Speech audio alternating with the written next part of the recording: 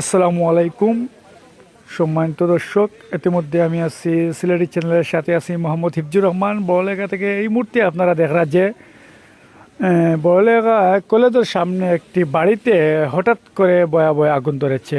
ইতিমধ্যে দেখলাম আমরা এখানে ফায়ার সার্ভিস এবং অসংখ্য মানুষ এখানে দলা হয়েছে এবং সহযোগিতার জন্য অনেক হাজারো মানুষ এসেছে।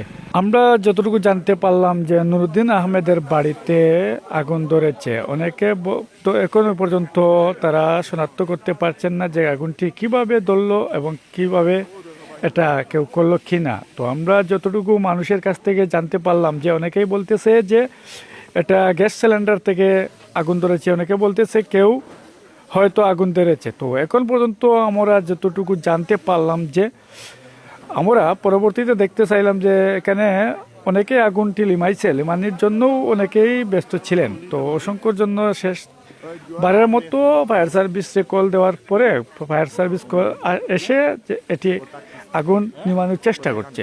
তো দর্শক, আপনারা ইতিমধ্যে দেখা যে হাজারো মানুষ ভিড় করছে। কিছুক্ষণ 8টা সাড়ে 8টার দিকে আগুনটি ধরেছে। আপনারা সাথে থাকুন, দেখেন।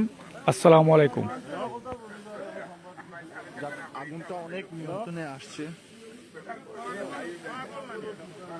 আগুন লাগা যেমন শুনছি আগুন আমি আর কথা কইলে আমার মোবাইল কইলে ফায়ার সার্ভিস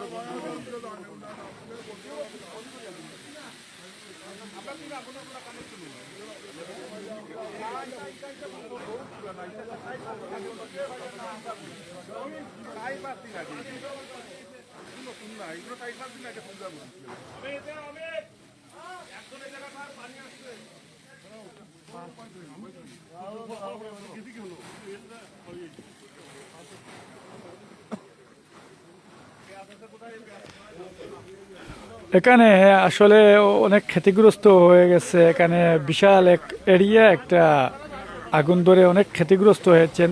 তো দর্শক, এই মুহূর্তে আমি সিলেটি চ্যানেলের সাথে মোহাম্মদ হিফজুর রহমান বড়লেখা প্রতিনিধি